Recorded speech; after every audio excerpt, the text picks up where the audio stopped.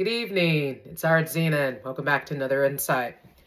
Okay, last vlog episode we were talking about Yina, and I said I was more than likely going to move on and go into Dragon, Parasite, possibly somebody else, but I'm pretty sure I kept it to Dragon or Parasite.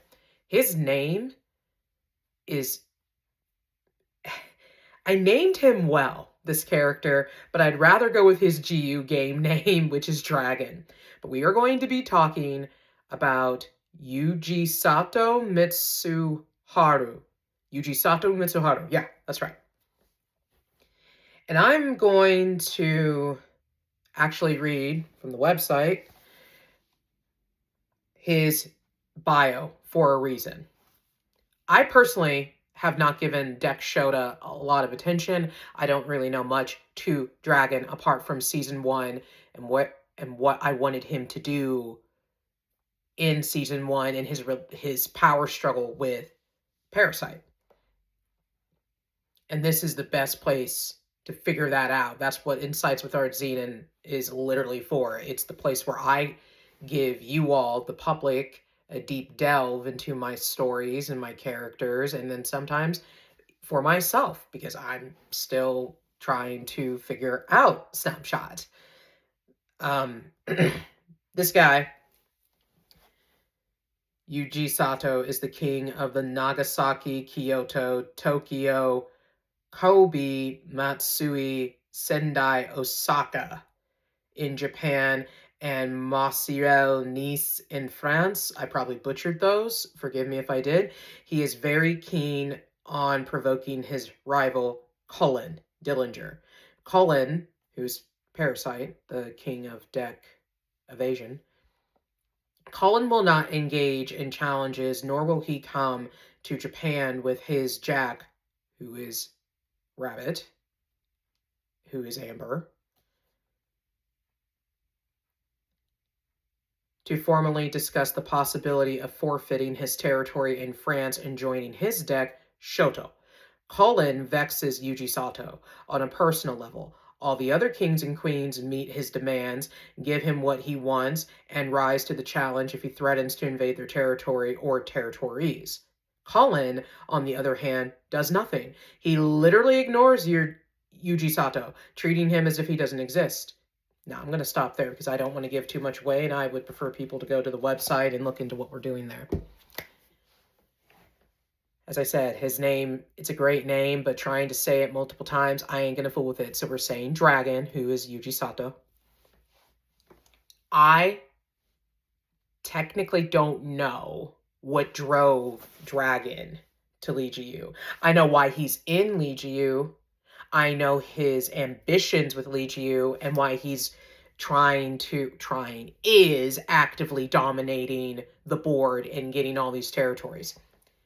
Dragon has territories, not just in Japan, not just in France. There's more. That bio is dated and I need to update it.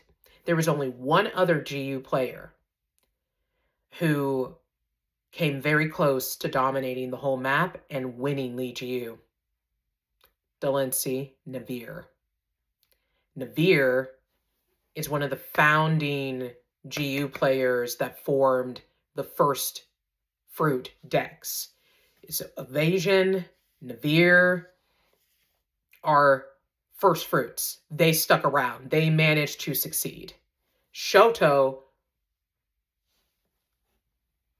it's more of a, it got renamed to Shoto. Shoto had another name, but I can't go there yet until I get through all of Dragon's foundation and his back lore to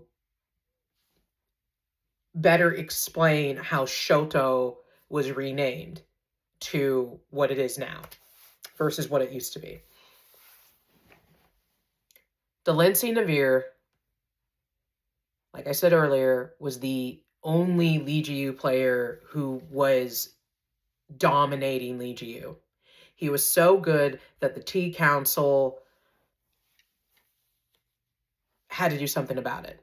But before they could truly eliminate him, he nicely got distracted by a female player, and they had a little challenge going on, not even a territory challenge, but more so in their personal lives, and he wound up marrying that person, and she became his queen, and he retired from king, and he decided to become a joker. Now, what does that have to do with Dragon? Well, Dragon read about all of the first fruit decks. He read about the first founders, and he was very intrigued with Delancey Navir. He quit. He walked away. He was right there. And he was going to win Lee Ji-yu. And then it doesn't happen. Dragon was enraged by this. Why not? Everyone wants to win to get the audience with the game master, because if you win, you go before the game master, and the game master will grant you whatever your heart desires. Now, for those of you who have been following the Snapshot vlog episodes, you know the game master doesn't want Lee Ji-yu to end. The game master is giving people the illusion that they can do this, that they have the opportunity to talk to them, right? But that's just to keep the players in the palm of their hand. I believe I gave away the game master's identity, and I shouldn't have done that, so I'm going to refer to them, their, to cover the gender identity there. Even though if you go back far enough, you'll find out in previous vlogs that I did reveal either who the game master was or the gender or both. Sorry, I shouldn't have done that. Huge spoiler, my bad. But Dragon is under that lie, the illusion that he will get to go before the game master and get his wish. So what is his wish? What does Dragon want with Lee Ji-yu? Why is he so adamant to defeat everybody, including the very two players in his era? Because Delancey is long gone by now. I mean, Delancey was 1500s, 1600s era. Dragon is right now, modern era. He wants to become the game master, the new game master. This guy is so motivated with ambition that he's going to do something that he felt, reading Delancey's background in the archives, he pieced it together for himself. He genuinely has strong suspicion that Delancey was going to become the game master. But he didn't know why Delancey would want to become the game master. And Delancey quit and became a joker until he expired. So Dragon is thinking, all right, I'm going to finish what this guy started, and I'm going to do it better than Delancey. But there are two players who keep hindering his success. Now, at this point, I don't have much more with Dragon. I know why he's in Lee Ji-yu. I know what he wants to do with Lee Ji-yu. He wants it to continue. He wants to become the game master, and his headaches are Parasite and Lion. Parasite is Cullen Dillinger. Lion is Dija Chamont. These were the only two players that always managed to somehow overthrow his plans, get in his way, irritate him, mess up something he has going on with another deck, or an agreement or an alliance he has forming with other decks. That they just have a way of always stopping his plans. And he's done. He's going to go after both of them. That's great, but I'm still trying to figure out what event happened. What was there? There had to be an event. There had to be. Why else is he in Lee Ji-yu? All the players in Lee Ji-yu have events. All the players have been pushed, for better or for worse, into Lee Ji-yu. But I cannot, for the life of me, figure out why Dragon took interest. Because this much I do know about Dragon from the first season of the first manuscript that I drafted for Snapshot. Dragon was a very successful, rich entrepreneur of his own company. He was a billionaire. I'm talking Elon Musk, Oprah Winfrey, if he was still living, Stephen Hawking, Mark Zuckerberg, Bill Gates level of wealth, net worth, everything. He was an inventor. He made Japan better. Now, people who are Japanese and watching this vlog, I am an African American. I am making a fictional story. And in my story, this man who is clearly Japanese and representing the Japanese culture, he is this in my story. And I've seen enough drama wheels and previews with Asians that this is believable. Now, in reality, I don't know who Japan's richest billionaires, zillionaires, trillionaires are. But I know my character represents a very high, untouchable, elite figure of his era. He had all of the money, all of the women that he wanted. He had connections, good connections, healthy connections, because Lee Ji-yu is not a healthy connection by any means. But when he was in Outer World, he had that.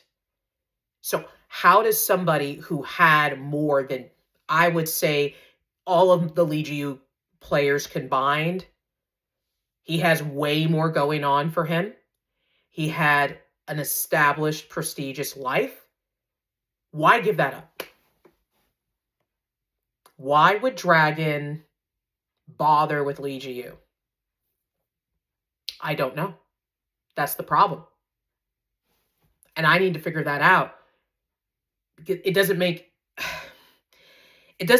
logically make sense to take what I'm going to carefully label a normal, legal, law-abiding citizen and uppluck him and drop him into Lee Ji-yu. Either the game master saw something she wanted from Dragon, and the game master approached Dragon personally, convinced him, got in his head, tricked him, seduced him with honeyed words. Totally believable. Just throwing that out there. Game master came to Dragon at his weakest. He could have had a wife, she died, or he had, he has concubines in Outer World, and he has concubines that he took from Outer World into Lee Ji-yu, so I wouldn't think he's the greatest husband if he's cheating on his wife. But if the wife died, I can see how he could be persuaded. But if his wife was still alive,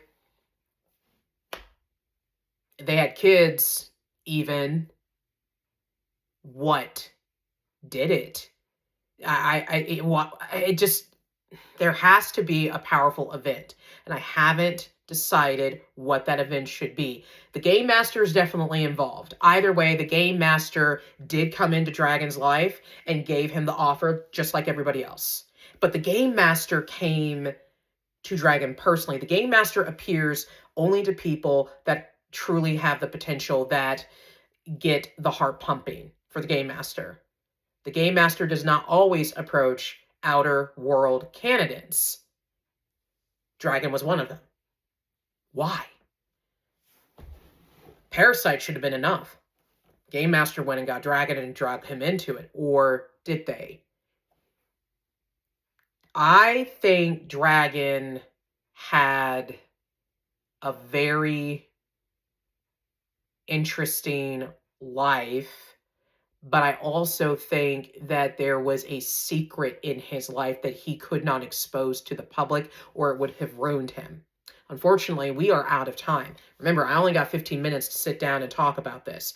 But don't you all worry, I'm coming back, and I will have had time to process this and figure out the why and the event and what drove him into Lee Ji-yu, because that has to be answered before I can even properly introduce him in Season 2 of Snapshot. I'll see you next time. Much love. Bye.